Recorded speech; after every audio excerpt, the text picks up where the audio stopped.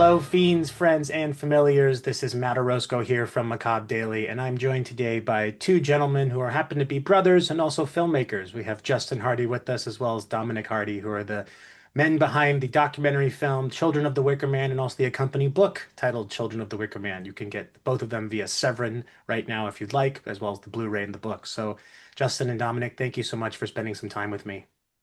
Thank you for having us. Indeed. It's a pleasure. Well, my first question for you both, as I was watching the film, the thing that stands out most is that the initial kind of transformation that you both go through in terms of your relationship to the material. And so I'm curious how you would describe kind of your feelings about the Wicker Man before you went on this endeavor, and then what, if any, how your perception of the film and its legacy changed once you completed it, and now it's your documentary is out into the world. Well, if I may, Domi, Yep. so I received the 6 sacks of material from a lady who had taken over my mother's house. And so there was this material from Dad's office, 1970 to 1974, which nobody had ever seen. He hadn't seen since it had been bundled up and he'd been sort of hurried out of the house with the total disaster that was the Wicker Man. And Mum then hadn't wanted to see it because she had ended up paying the rest of the bills and wanted to not hear any more of the terrible man. And she had then died pretty much of a broken heart, having not realized that the Wicker Man had been a great success.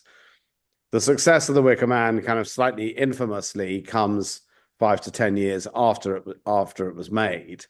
And this is partly, therefore, a personal reflection of, well, what it was like having kind of, Dad the Big Cheese with these big stars making a movie out of our house, Dommy being slightly older than me and coming to visit, but also carrying bottles of whiskey through to Dad when he was conceptualizing the crazy film. And so I really was not a big fan of the Wicker Man. I mean, I'm a television maker, and very much of my era of the 21st century. And to me, the Wicker Man was a rather sort of flatly lit, oddly, sort of weirdly cast, too many weird things going on, frankly, that didn't seem to add up enormously. And yet, having become an academic quite late in life, and Dommy being an academic, I heard that academics just love this stuff. And actually lots of people love this stuff. And so we dived into it. And frankly, without Dommy, I just wouldn't have kind of carried on with it. It really helped having the two of us. And by the end, I think I'd come to an acknowledgement that actually The Wicker Man is a pretty unusual and special film. Dommy, I think, was always a bit more distanced from the film, and he can explain why. That's right. Thank you, Justin. I was I was a little older than Justin, and therefore around on my very first visit to see my dad at the age of 10, meeting brothers and sisters, indeed being told, okay, you and Alex, your older brother, off you go with this tray, bottle of whiskey, thing of ice, 2 glasses. And you see that in the film. We went back to the island where that happened. But How did you feel about the film, Dommy? no, I'm going to. Oh, sorry, okay, that's fine. Yeah. And so I realized that I had been close in some ways because of things like that. And therefore, it had always been present in my brain. My father, Wicker Man. And then watching it actually become a cult film and so on and so forth. But I had never really analyzed the film. I'd been overwhelmed by it when I got to see it when I was 12. And certain images really stayed, like the copulating in the graveyard, and then of course the final scene, terrifying. But I never really analyzed it as a cultural object. It was just there. And it was part of his myth. And I realized in our process together just how far away from myself I'd actually kept it. even though I'd seen it, a whole number of times and owned the DVD and everything like that. It was it was remarkable the extent to which it had been sealed off in another corner, and I had never actually engaged with it. So that's really my change, and that came home when we were in Scotland and standing on the cliffside where the Wicker Right. Man had been built. It's like, how is it that we've never come here before? I mean, we're either side of 60, the two of us. Uh, how is it that we never ever said to each other, "Hey, let's just go up and see where Dad made this"? That would have been the normal thing to do, but no. So there we are. That makes sense because as you both articulate through the film that it wasn't as if this has a resonance of positivity throughout your lives. It actually was a mark of a lot of pain, not just for you both individually, but for your mothers and like kind of the situations that evolved around it, especially with the disassociation of the father. I mean, the part where you both read those letters for the first time since they were written. I mean, it's Oh, hard to put into words how much I think the audience is with you both in that moment. And as you discover more about this, through your own process of working through just the material and the discovery and visiting these places, there's also a strong element of family. How did this process bring not just you two closer together, but also just the rest of your kind of large family that your father had established? hmm. Or Yeah, I did mean, it? Domi may have to go into more of that because I am I'm a bit of a singular fellow, and as a filmmaker, I kind of put my blinkers on and charge forward. Domi was more in touch with the siblings to say, "Is this okay?" I'm just keeping you in touch with it. So, Domi, tell us about that. Yeah. Um, I spoke to I spoke to three or four of our of the siblings. The messages were, "You go right ahead. That's fine." Eldest brother, be careful. When this comes out, you're going to experience a lot of pain. Just watch out for yourselves. Protect yourselves. A really, really empathetic thing for the oldest to do because he was the first one to be left. You Right. know? He's also a Um, Scottish copper. yeah, also a Scottish copper. And later a reverend, and then a pastoral care person. So some coincidence there. Right. And a sister who says, "Yep, that's the dad I knew." So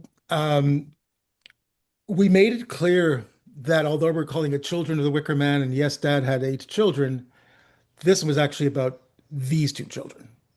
And we, in the end, decided to stop also worrying about our siblings and whether or not they had a say, because in effect, everybody has their own story to tell, and we have chosen to tell our stories together. And that's fine. That's all we can own, but we might as well own it. Yeah. Beautifully said. And I think that, it is, it feels like Robin's effect on every one of the children has been different in some way, but all coming back to the same point of it, they were left behind and they were kind of, left for the art of filmmaking. And I think something that a lot of people don't think about when we think about the creation of films, we put so much emphasis on the auteur and the creator, the people that make the film, which are important. But what this unearths is the importance of the people that are in the family units behind the filmmakers and how they get pulled into these things. Your mom, Carolyn being kind of swept into this and being an executive producer, but not really realizing she was, and her own struggles she dealt with. Like that's something that I think just wouldn't come up other ways unless you both had taken this time to really investigate the history and the nuance of this film. And to that end, given that there's been so much of a separation emotionally from this for some time, you've now come closer to it. Was there anything that kind of positively surprised you that maybe you had maybe changed an opinion on in terms of, well, I kind of perceived something this way before, but now that I maybe understand the greater context around it, um, I have maybe a different look like an appreciation or maybe even an empathy for. Yeah, I mean, I certainly, what I thought was weird and dysfunctional about the film turned out in this new context to be rather wonderful and radical. I think that you can look at the fact that it mixes up so many genres cop procedural, soft porn, musical horror as being, a serious negative until you turn it around and say, well, maybe that isn't a serious negative. Maybe it just is a complete mishmash of genres. That's, and it never quite lets you settle into one place. I'm not sure I would ever quite have the courage to do that. I don't know if our film has a mixture of genres. I think our documentary has a relatively single genre, which is it's a trauma film. And I think, yes, we were quite brave about putting it out there, but I think that we didn't intend to be brave. We didn't intend to be self-indulgent. It was a 28-year-old editor who had never edited before and probably, was not fully aware, who just said, I don't kind of care about the film itself. I care about these two brothers in the here and now, and I care about what they're not saying. So I think that honesty came out of not knowing. I suspect the Wicker Man came out of an honesty of, well, hey, we're just going to have a dance now because that's what pagans did. And we've got a copper, and he's got to go on his investigation. Have you seen this girl? Have you seen this girl? And then meanwhile, people are a bit spooky and they feel a bit unnerving. Well, that's because they're cast really weirdly, but that maybe works. I mean, I think that truly it was about flipping on its head the things that were negative about the film and then seeing them as positive. And I think you can sort of reverse engineer this thing. If you start from this, why is it a cult film? And that's something we're going to come to in a subsequent documentary. But if you look at it from at the ground level and go backwards, you say, okay, so let's take that weird casting as a positive decision. What does it mean? What does it mean to invite Lindsay Kemp, the outstanding gay choreographer of his generation, who reinvented burlesque, reinvents ballet, is starring at the same time as he's in The Wicker Man in Oscar Wilde's Salome in Edinburgh? I mean, that's not just accidental. If our father was close to him, and he was a friend. They knew each other. He famously took Lindsay and his troupe to Annabelle's in London, and that was reproved for it. But it means something that he was I'd lost his membership, I believe, that night. But it means something that he was close to. He was close to a world that he'd known since he was a teenager, since he was in his 20s in London, when homosexuality was still criminalized, but there was a whole code of living among gay and straight friends together, and maybe far more bisexual than we even realize.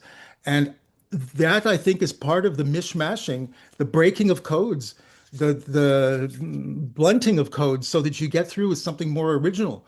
That, I think, is what's working in The Wicker Man, and it's what works, I think, for people 4 or 5 years later in the United States when it really meets its audience at last. Because where is it that it takes off? San Francisco, the Castro district, exactly.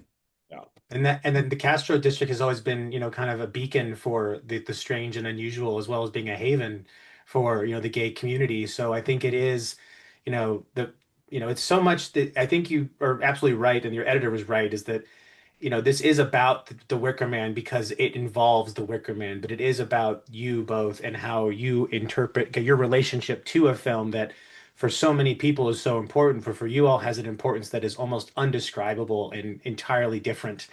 My last question for you both is just, there's this sense that like so many other auteurs, to some extent, Robin had this bug where he wasn't maybe the world's best business person, constantly signing away the rights to his movies and not making money on them, like George A. Romero, people, Toby Hooper. There's all this legacy of people who've kind of not realized what they've given away.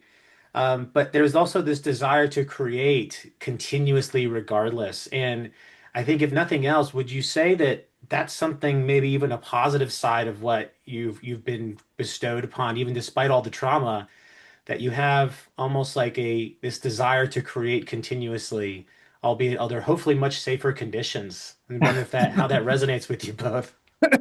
Yeah, I mean,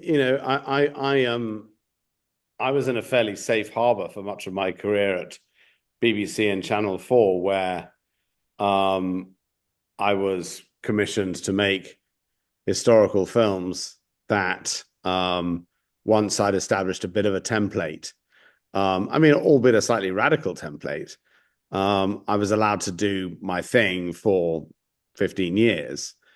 I'm now entered much more the swim. I mean, this documentary is a dip of the toe for me into the world of horror films. I'm now much more interested in horror films. I'm much more interested in how they work and what I could bring to them. And indeed, we've just made a fiction horror, which we titled Wrath of the Gods, which was one of Dad's final titles. He had pointed in the direction of Shetland, where there are pagan gods from Norse legend. He did have a script that we thought was going to cost about $100 million. And we looked down the back of the sofa and couldn't find Yeah. So, Drats. so we ended up writing something else. But the fact is that yes, the determination to just sort of carry on buggering on, as Churchill said, certainly remains within our DNA.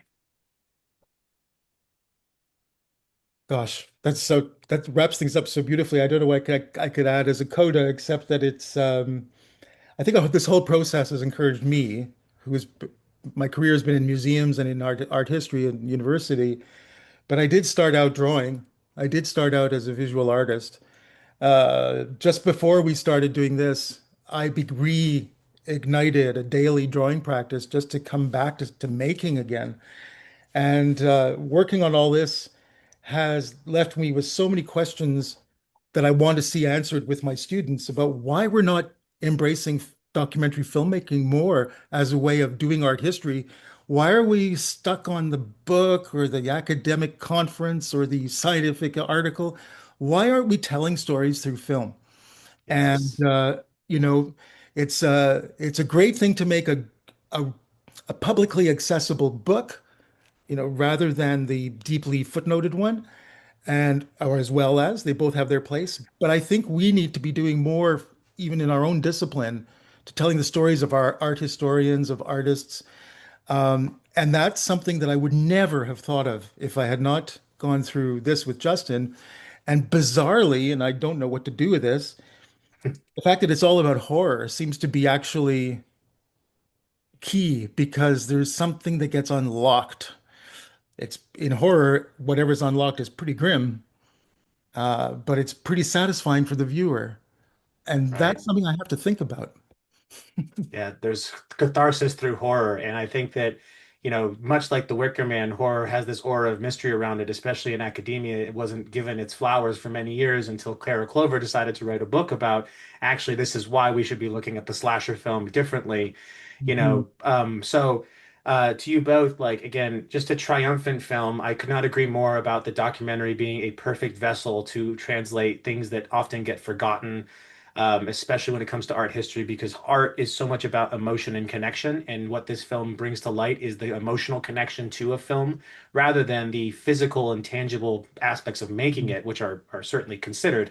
But it's about how we as people relate to something and our proximity to it and how it dictates our relationship. So I can't wait for, the horror feature. And also it sounds like you're working on a film about the cult legacy of the Wicker Man itself. So whatever you both decide to continue on doing with this, I'm sure I'll be a fan of watching it. And I really appreciate the time you've given me today. So thank you. Not at all.